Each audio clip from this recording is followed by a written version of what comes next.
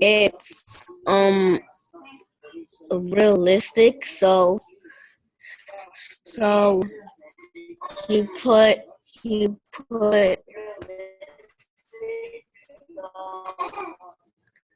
he put it he put some blue and green for the lily ponds, and and it looks almost realistic.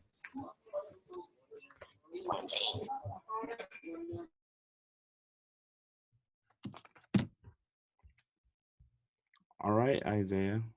I'm glad that came through despite the lag, but you made a very good statement, Isaiah. The blue-green is what makes it really look like life.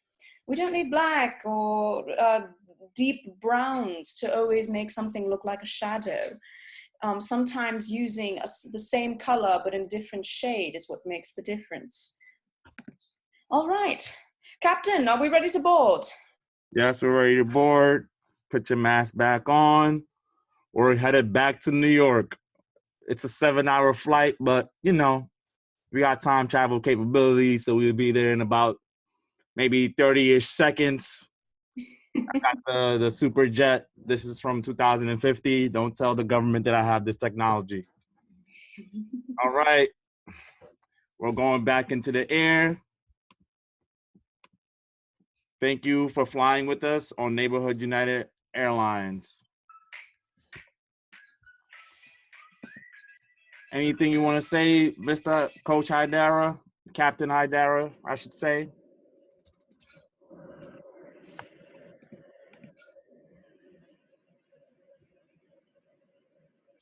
Oops, sorry, I was on mute. Yes. My bad, now I'm back. I said I'm gonna pick some random friends and I wanna know, well, how do they like the museum tour so far and what do they think about the painting that they just saw? So I'm going to go with Michelle Duran.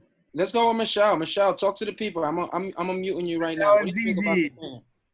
Talk to us. What's up? What y'all thought about that painting?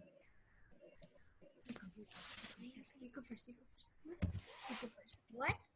What did you guys think about that painting that we went over in the National Gallery? I thought that it was cool because it had like different colors and like the image was like real. Like It was like realistic to you.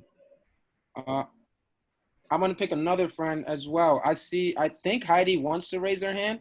Let's go with Heidi. What's up, girl? Gigi, you Did I painting? say your name right? Gigi, you painting? Are you drawing? Oh, okay. Haiti. It's Haiti. Sorry, Haiti. Haiti Pereira. Hi. Hi. Talk to us, girl. I think that the paintings were like really cool, and like the way that they used the colors was like they used different types of greens or like to like make the painting more realistic. Okay. Cool. Anybody else want to share before Captain Hydara just asked you to? Let me see. I'm gonna pick one more random friend. Well done, Haiti. Let's go with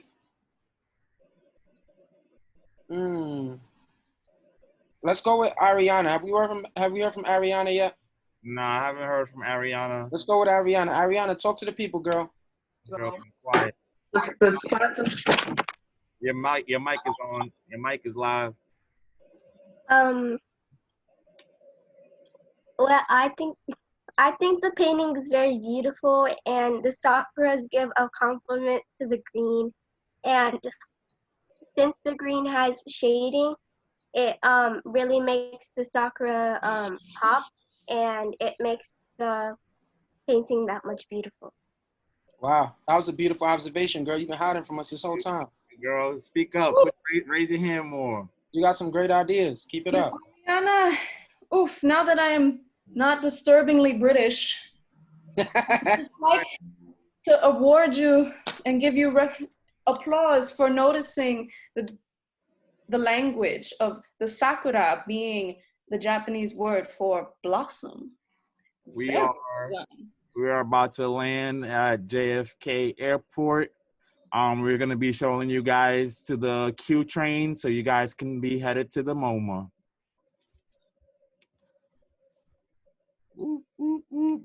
On our way to the MoMA, I would just like to see a raise of hands if anyone has been there before.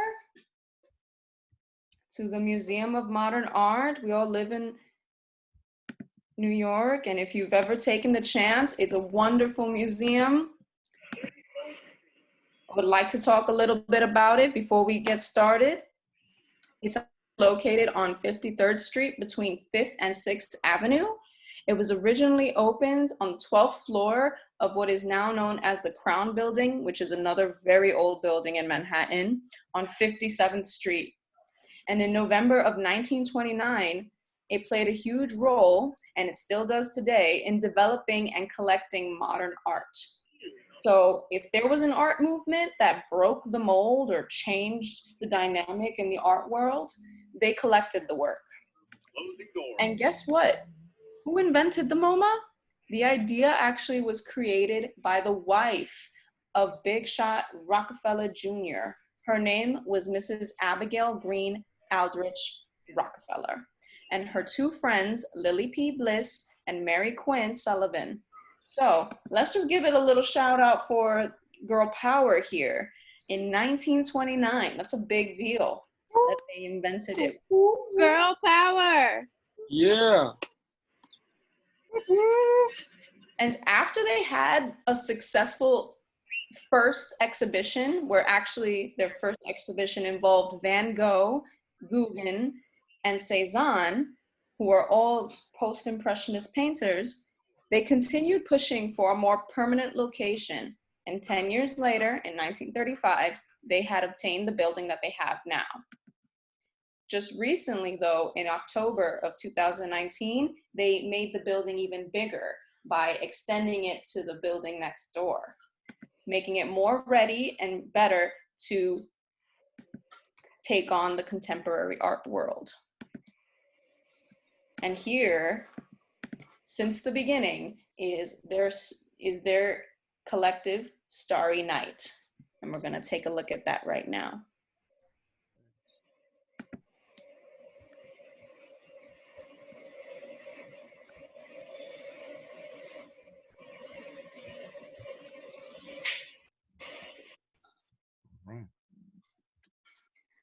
All right, so Starry Night was created in 1889 in Arles, France. It's actually an imaginative landscape based off of the sky that Van Gogh would see at night in the small village of Arles. Full of energy and movement, this painting contains symbols not only from Arles, but from Van Gogh's hometown in the Netherlands. If we take a look at the church and zoom in there. Sorry. You're good. Oh. Oh. We really zoomed in on that sky. You could see the brushstrokes. Where you want to zoom in exactly? On the church. On the church. Right there at the bottom. Great. That is actually a steeple from the Netherlands and is not a traditional structure found in France. So him making up this imaginative landscape of the one he was viewing, this goes to show us how passionate and how much of a deep connection Van Gogh had with not only the south of France, but with his home. And it's one of the reasons why this painting is so beautiful, because he completely abandoned the goal of being realistic and rather wanted to be more imaginative and capture his true feelings and expression. And it's because of Monet, who we just looked at with his brushstrokes, that Van Gogh was able to take such a great leap and create Starry Night that inspires people to this day. And also, Miss Avocado, to add, this painting was painted during his final years of life. Last time we talked briefly about Van Gogh being very sick. And so this was a piece that he painted viewing out from his window. So he was inspired by what he saw outside, and he began to paint from inside of his room. What do you guys think of this painting? What is I know it's Miss Louise's and I one of our favorites. So what are some things that we're noticing in the painting? What, oh, Prince. Prince, you can go.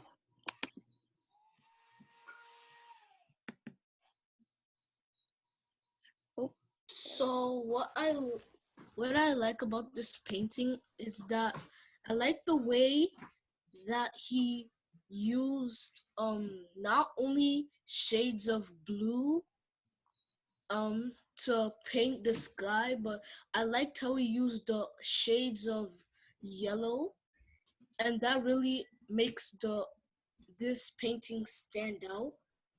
It really makes this painting stand out, and I like how he not only painted the sky, but he really also focused on the details. You could see that he drew some houses in the background. Mm-hmm. Hello? Very good observations, Prince. Thank you for sharing. Then we have Audrey. Audrey, you can unmute.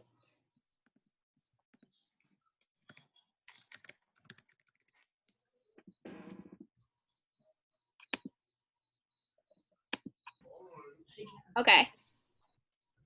Audrey and Sebastian. Yeah. I noticed that the brush strokes, they're like tinier brush strokes instead of like a longer brush stroke. Oh, that's also another good observation. There are some smaller brush strokes rather than those longer brush strokes too. Very good, Audrey. And Yep. then Ariana. yes, and then Ariana. I have a question. Mm-hmm. Is there a significance to the big tower in the sky? Ooh. Yeah, very good question.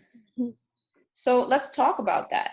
That tower, surprisingly enough, are these very weird trees that you find in Europe and especially in France, where they come up in this very stiff, pointy direction.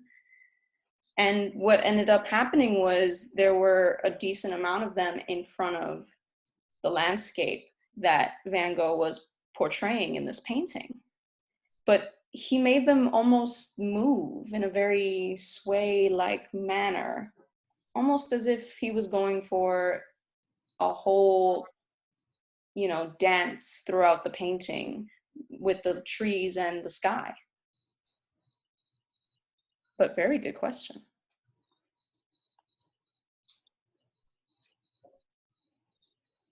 I think Howard has a question M. Perkins and Howard have a question. Mm-hmm. Let's go with M. Perkins and then Howard, you'll be next. Go ahead. Hmm. Is it working?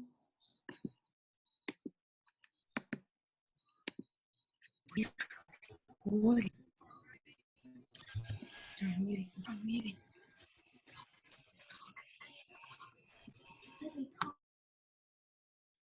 I think she was just on. All right, let's unmute her again.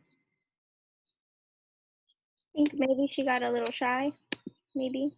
Maybe. We'll get back to her then. That's okay. We'll get back to you. Let's Hawa, go. would you like to go? Hawa, unmute yourself. No, that's not.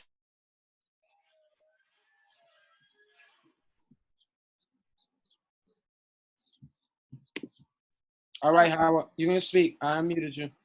I, the the painting about this picture is like, I really like the background because it looks like the ocean, and this green part looks like long grass, and this little, like, it looks like a roof. It's a church, and I really like how you guys mixed the colors together, and it kind of looks like this part, it kind of looks like a sea, a sea blue ocean, and this part looks like a sun, like two suns. I want to say something. Go for it.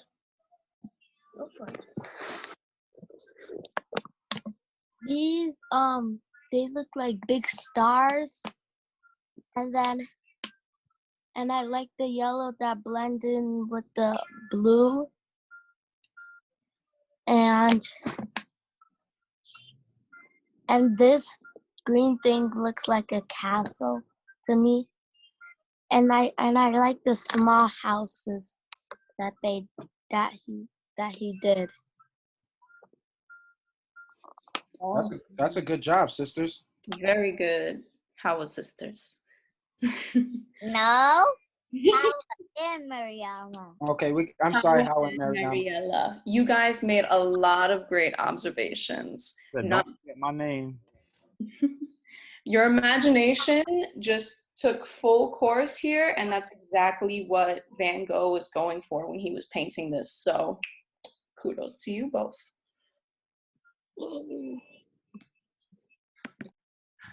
All right. Well done. And so we talked about how Van Gogh was inspired by Impressionism before him to work on paintings in post-Impressionism. But what we also want to get across is that he had friends during this time in his art practice. Oh, and Prince, I'm going to get to you after this, okay? And I just want to mention who his friend was, or one of them. His name was Paul Gauguin. And we're right now on the screen. This still life with 3 puppies is one of his amazing works. It was created in 1888 in Paris, France, and it is a still life painting. And while his name looks like Gauguin, it's actually pronounced the French Gauguin. Google? He was a fellow, yeah, like Google, but Gauguin. Googie. Did you say his name was Google? Googie? Googie? Gauguin. Gauguin. In. Google. Google. Google. Oh, Guggen. Sorry. All right. You got it? I got it now. Guggen. When you think of Gauguin, think of Google. And just change it to an in. That's going to make me say Google. I've been saying Gauguin for years, so don't be sad. Mariama, we'll get to you right after Miss Avocado's done saying her piece. We'll get to you guys. All right? Just wanted to let you know that he was a fellow artist, famously known alongside his friend as a post-impressionist pioneer, but his fame didn't come at the same pace as Van Gogh's. He was recognized only after his death. But his experiments with impressionist gesture and synthetic or like non-realistic colors are what made him known as a true post-impressionist painter. And I'm gonna hand it to Miss Louisa before we get going. Thank you. So this painting, Gauguin, around this time, was just becoming friends with another French painter. His name was Emile Bernard, who also knew Van Gogh. And so this was around the time where Gauguin was getting rid of all of his impressionist style and trying to be more experimental in the way that he painted. And so you can tell just by the way that he painted the puppies, the colors that he used, it kind of makes you think, is this real? Is this imaginary? Is this flat? Does it have full form? And so his work definitely focused on dimensions and kind of tricked your eye or made his viewers think, just, are these objects real and why are they here? So it kind of made you question. Mm-hmm. All right, so let's take a look at the Google Art. Let's use our Google Arts and Culture to take a look into this painting a little deeper. So the painting has 3 distinct zones. Zooming in on these fruits, which are very big. A still life of fruit in the foreground, which Gauguin did a lot of fruit paintings. And a row of 3 blue goblets and apples diagonally bisecting the canvas. Diagonally bisecting, that's a big word, but what it means is that he made them go across the painting, just so your eye could follow them. And let's take a look at these adorable puppies, and 3 puppies drinking from a large pan. I got a question. Do puppies drink milk? That is a good question. The answer is yes, when they are baby, little puppies, from a few weeks to a few months. Now, if you see those puppies, what are some things you notice about how he painted them alongside the rest of the painting? Mr. Basquiat, you have a comment? Yeah, I noticed that some of the puppies are like different colors, and then like the white background behind it like kind of makes the dogs pop out more. So I see one dog has like an orange ear, and then the middle one has like some sort of yellow, and then the other one is like kind of mixed.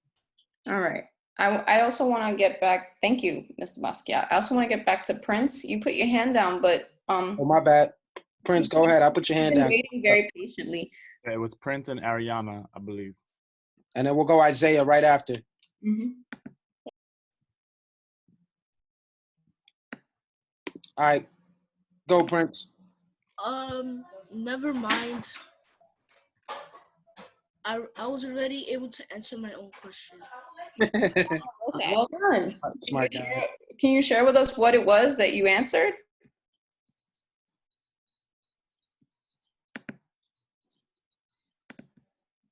Prince? Oh, he raised his hand again. We about to unmute him. Yeah, Okay. Oh, what the question that I was going to ask was like, why were the puppies that shade of color?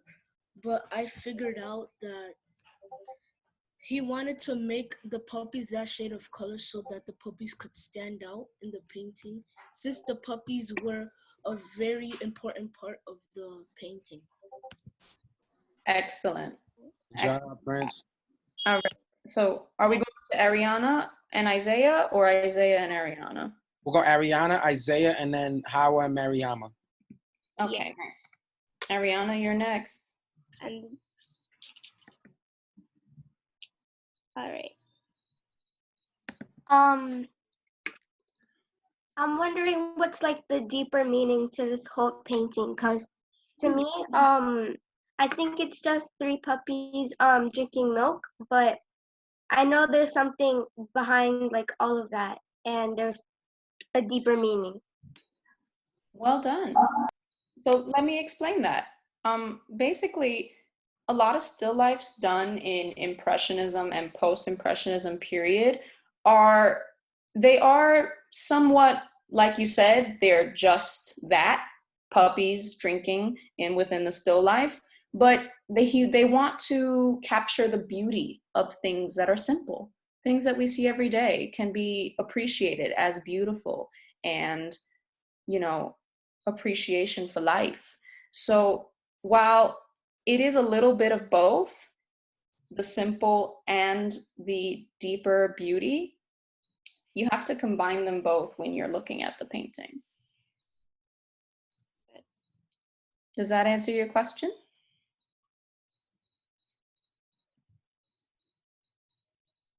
Oh. Nice. That was a great. Oh, well, Ariana, that was fire using the thumb. And then we have Isaiah, then Mariama and Hawa. And then I think I saw Audrey holding her hand up earlier. So we'll get to them. So Isaiah, you're up.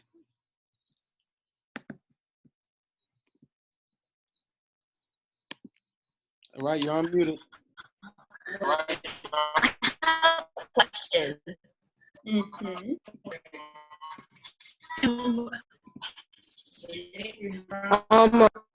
Why is on the dogs different color?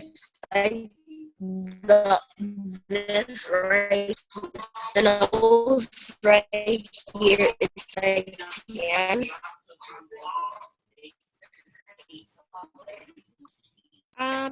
I think Isaiah's asking for Why is the nose tan?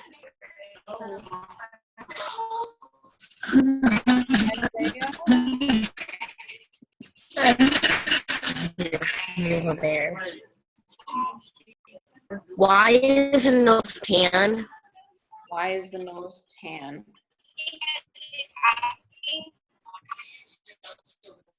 Okay, we're getting a lot of like lagging signal here, but I heard why did he choose the tan color, right?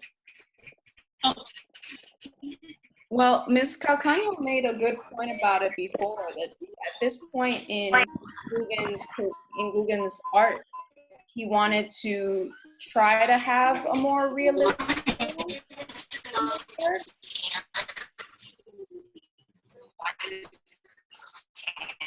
Technical difficulties, guys. Yeah. Right now. I think so. I think to answer that question, like why he chose to paint the nose tan, or just why he chose the colors for each object specifically. It was more, he was in a phase of experimenting, and so he was inspired by, instead of going into his more impressionist route, he wanted to just be more experimental, playing around with colors, playing around with mixing colors together to create form and depth in his work. And so that's sort of another reason why you see the different colors being used on the puppies, especially on the fruit. It definitely does make it stand out against the white background. And so that's sort of what his style was going for. Perfect. And then So Hawa Mariama, yes. Gabrielle also. Yes. Okay, let's do that. Mm-hmm. Hawa Mariama, the mic is yours. Did the guy friend help him paint the puppies? Like draw the puppies? They don't work on the paintings together, but as artist friends, you show each other your work while you're creating it, and you get advice, you give feedback and critique. Okay. I just wanted to say is that painting is really realistic. I thought they were cats. But they're little puppies and they look really cute. I agree. They are some cute puppies. They are very cute. Thank you, Howard and Mariama. Thank you. Let's go with Gabrielle now. Yeah. All right. Oh wait.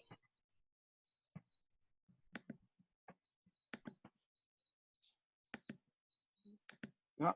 Oh, Audrey. Hold on. We'll unmute. All right. Yep, she's got it. There we go. So what I realized is that the puppies, they each have different designs on their back. So that's another good observation. So each puppy has a different design on their back. So this, if you also noticed, in zooming in, the background also has similar kind of designs that you see on the puppies, almost like a shadow or almost like an illusion to each individual puppy. So they kind of look very similar. So that's a good observation, Audrey. Thank you.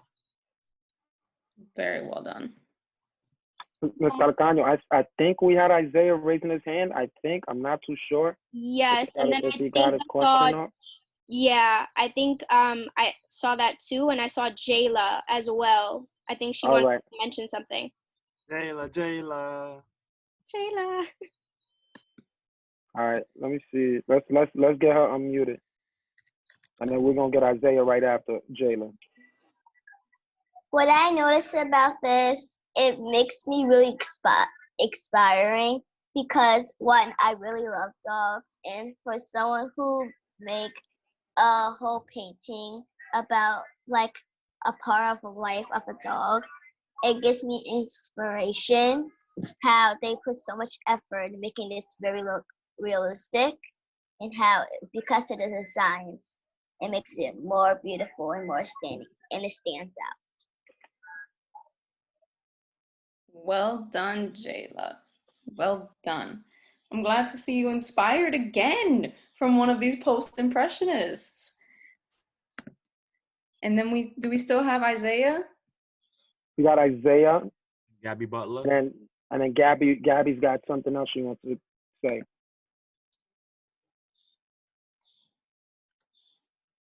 Right. Is Isaiah unmuted? Let's see. Now he is. You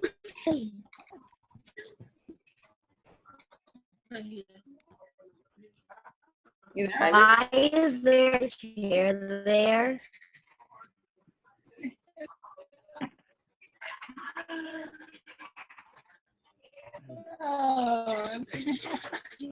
Why is there 3 chairs there? What is he saying? Why is there 3 chairs there? Oh, he said he thinks there's 3 chairs. Oh, Isaiah, we talked about the 3 blue chairs. They're actually 3 blue goblets, like big drinking glasses. And they're made for your eye to go across the canvas. Why is there 3 chairs?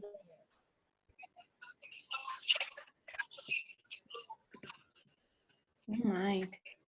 Do you think he heard that, you guys? No, he's lagging behind so much that it's gonna take some time. No.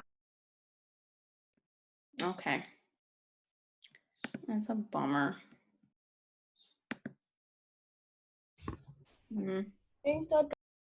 All right. Audrey? I think the 3 dogs are outside.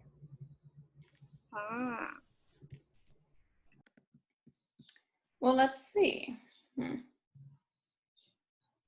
It's possible, but at the same time, Guggen did a lot of inside works on tables, as well as the draping and the fruit. So for a lot of his still lifes, it's possible if it's not outside, it's on the floor or on a table.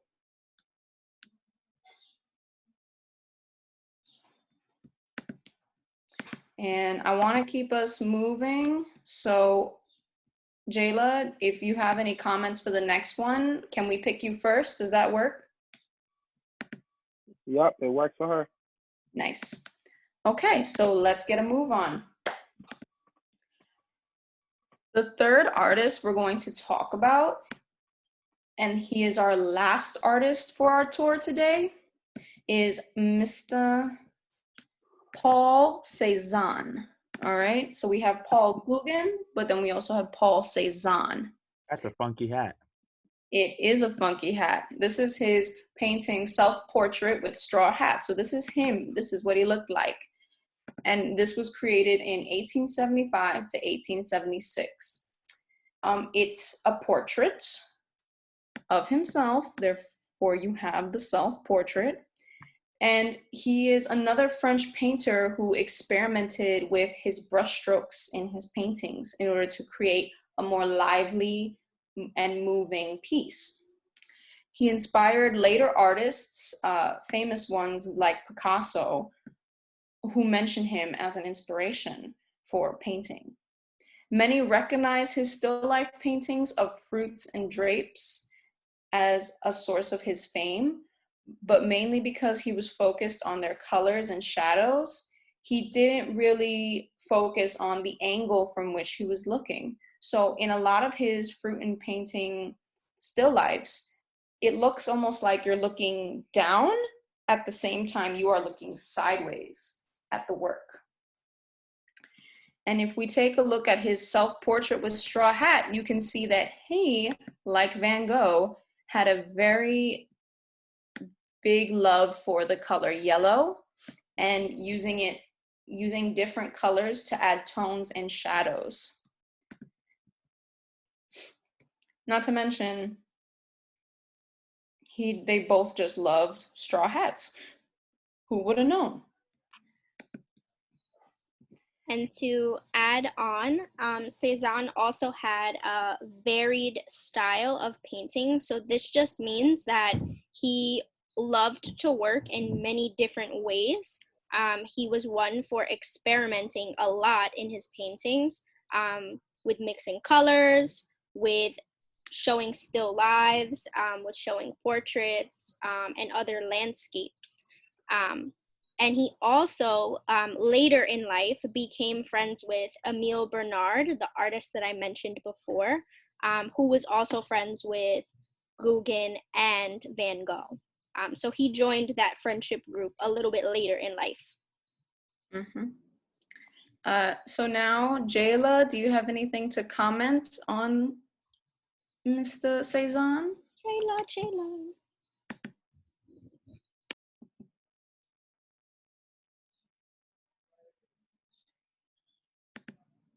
Here we go. I think she's giving the thumbs up. Just the thumbs up? Yeah, I think she's All like, right. this is really cool. All right. Does anyone else want to say anything about Mr. Cézanne? I think I saw Prince's hand. He might have put it down. His hand probably got tired. You see where he at. Prince, maybe I'm blind. Why can't I see him? Prince, you still here? I don't know. Yeah, I don't see his name right now. All right, we'll get to somebody else, and maybe he logged off, and we'll come back on. I think we have Mariama and Hawa. They have their hands up. I think they want to share. In a very interesting background. What's up, Hawa and Mariama? Good. I like the picture that he painted himself with. What is it you liked about it? The hat. Oh, the hat. Quite stylish, right? Speaking of that style, if you guys were here last tour, you would have seen that Calcano showed us a self-portrait from Van Gogh with a very similar style, I want to say. So it leads me to our next event, which we're going to basically just play a little game. And our first game is going to be a voting game on who wore it better. Because if we look, Time to vote. Yes. we're going to vote by our reactions. Are you guys ready? Let me explain. You're gonna give us, Hussein, can we see the picture?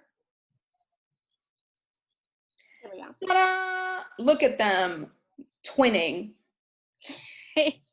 Twinning. You guys are going to take a vote as to who wore this straw hat better, all right?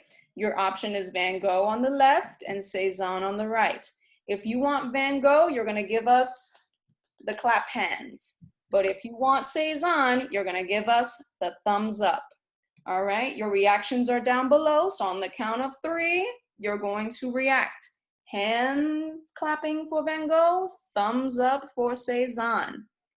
All right, so let's take a vote. Who had the better style? Who wore it better? 3, 2, and 1. Cast your votes. Oh, Oh, I see Audrey and Sebastian. so that's 2. Oh, One for Cezanne from Mr. Basquiat. Oh, we got a lot of hands clapping for Van Gogh, but we got some thumbs up for Cezanne. Let's see. yeah, Ooh. Mr. Basquiat and Ariana for Cezanne. Genesis is clapping. Ooh. Oh, wow, we got a lot of clapping. Okay, so I think that just about covers it. I'm sorry, thumbs up for Cezanne people. But it looks like Van Gogh took for the running. That was a landslide. Mm-hmm. And go over here. Oh, we got little claps too. Yeah, little clap. All right, so I guess the winner of our first game is Mr. Van Gogh. Let's give him another round of applause. You get it? Round of applause. That was funny. And then I think we have our next game, right, Miss Avocado? Yes, Miss Calcaño, would you like to introduce it for us? Sure. Let's see. So this is our game is called Who Done It? And so we're going to take a look at a series of paintings, and you are going to choose A or B with the artist who created that painting. Okay? So we have our first one. Oh, I'm sorry, Miss Calcaño. Let me just explain yeah. real quick. So A is the same thing, claps, and B is the thumbs up. All right? So A, claps, B, thumbs up. Thank you, Miss Calcaño. And so we are going to guess who painted this painting. Was it A, Van Gogh, or B, Cezanne? Cast your votes now. Ready? You can do on-screen claps, but there's also a feature on the bottom of your screen that says reactions so that we can also see. So press reactions and you'll see that you have the 2 different options. So all right. Reaction that you want to choose.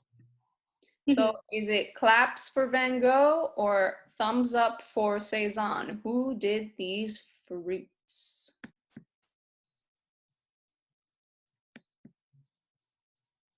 So I see a few of both. I see some hand claps. I see some thumbs up. So I see Audrey. Audrey says Cezanne, and Sebastian says Van Gogh. We might have some rivalry going on here. All right, so I guess we're gonna have to reveal the answer. Drum roll. Can we have 2 people say why they, like one person saying why they think it's Van Gogh and one person saying why they think it's Cezanne? Ooh, that is a good idea. Let's do that. So can one person give us Ariana? Ariana, tell us what you think and why. I think it's Cezanne because you could see that the shading is like, well, it's a little bit of complementary, and it's like the same thing, and it's kind of symmetrical like he likes to do in some of his paintings, so that's why I think it's Cezanne.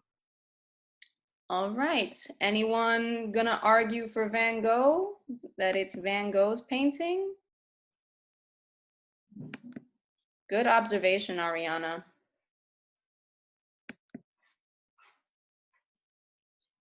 Oh, I think all the Van Gogh people are like, no, I don't want to go after that.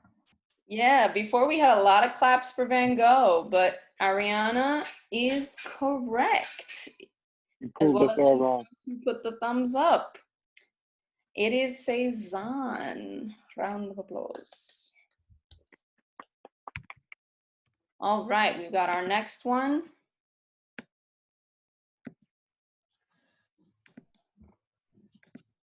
Can we move to the next slide, please? Oh. Ooh. Two next, too many next.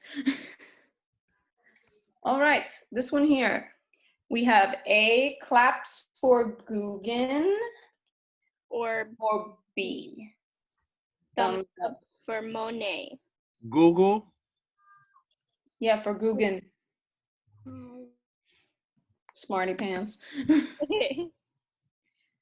All right, so let's cast our votes. Was it Guggen or was it Monet?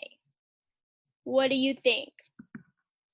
3, 2, 2, 1. 1. Ooh, seeing some claps. Seeing some claps. We got a lot of Guggen votes. And I saw 2 votes for thumbs up for Monet. Isaiah is confident. He's like, it is Guggen. All right. So which one of you who voted for Guggen want to tell us why you think that? Can anyone argue for Guggen? Tell us, why is it Guggen? I think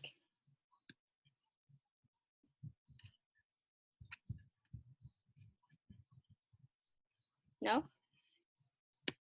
No one wants to rescue Guggen?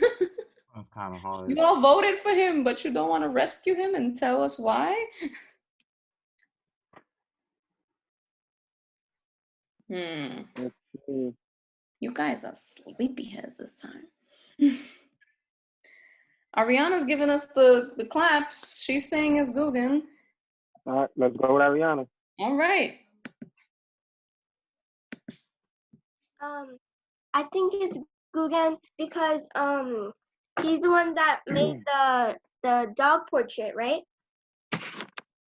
Mm-hmm. And Monet. Monet made the Sakura one. And you could see in the painting that it's more simple without any shading. And Monet had shading kind of art style with more detail, but Guggen has the style, so that's why I think it's Guggen. All right. Thank you, Ariana. That was a really great answer. It looks like you really paid super close attention to this different art styles. All right, so let's give the answer. Drum roll. And it's what, Miss Calvin?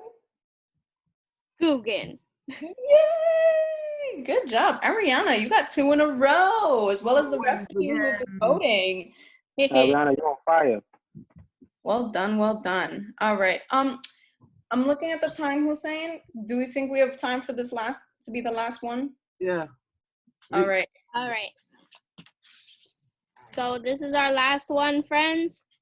Who do we think did this? A for Van Gogh, B for Cezanne. Hand claps for Van Gogh. Thumbs up for Cezanne. Cast your votes. I see a thumbs up. I From Heidi. claps. Genesis says thumbs up. I see some hand Shayla's got her thumbs up. She's got 2 thumbs up. Yep. Thumbs up. Isaiah's got his thumbs up. I see Sebastian's got his hand claps. All It's right. gonna be a tough one. Let's split. All right. Jayla, do you think you could tell us why you think it's Cezanne? All right, let's unmute you. There we go. I think I think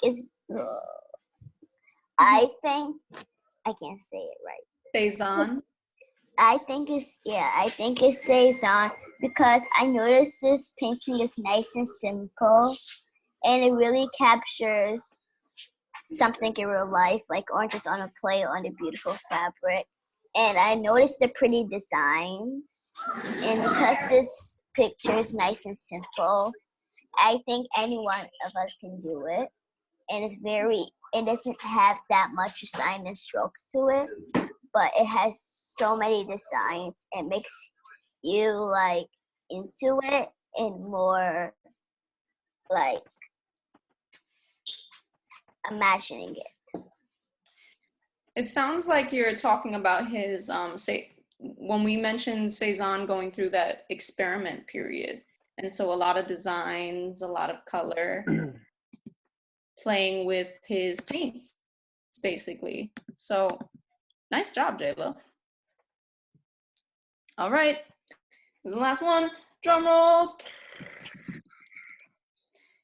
Cezanne, yeah, very good. You guys are doing a great job. All right. Well, we're at the end of our tour now. I mean, we can review these and just give them away. Well, this one I think is A, Van Gogh, B, Monet. It's a close call on this painting, but it's actually Van Gogh. Wow, I thought it was Monet. It's similar to Starry Night a little bit, like the way the strokes of the sky. Mm-hmm. Yeah. But I knew this would be a hard one because we had talked about how much Monet inspired Van Gogh, and you can see it a lot in this painting. So. And then we know this one. Google. Google? Wait, who's Google? This one. It's oh Lord. All right, it's Google. It's Google. I'm gonna stop saying Google. I'm kidding, guys. It's Google. Google. I'm a teacher. I know how to read. When you want to. Well, we've come to the end of our tour. So now I'm going to real quick. I'm gonna take off. I'm gonna let you guys unmute yourself. I want all participants to unmute themselves, and we're coming to the end of our tour. You guys all have that ability now. Unmute yourselves. I want you to give a big round of applause to our tour guide.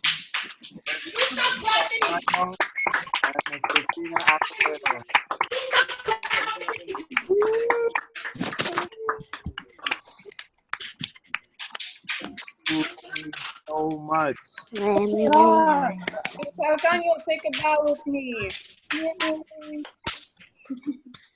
You guys are the real girl power. Facts.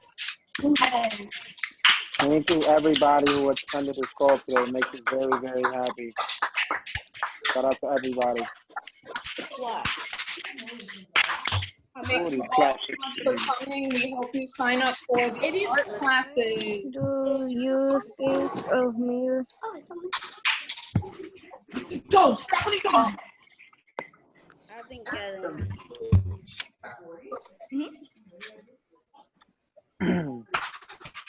All right.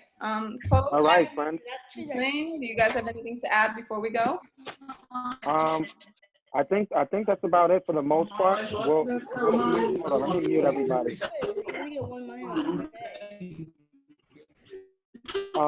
We're gonna email everybody follow-up information. information. So just be on the lookout for your emails. Other than that, I hope you guys all enjoy your day, and thank you so much for joining our call today. Yeah, thank you guys for joining us. We appreciate everyone here. The next time we come through, it's gonna be actual art classes. Make sure you're signed up, and if you're not, make sure you sign up at the link in your emails. But we'll have art classes. We'll have like cool little things for you to do, and then once we get outside, if you do live in the New York area, you will have a chance to actually physically do art with us in person.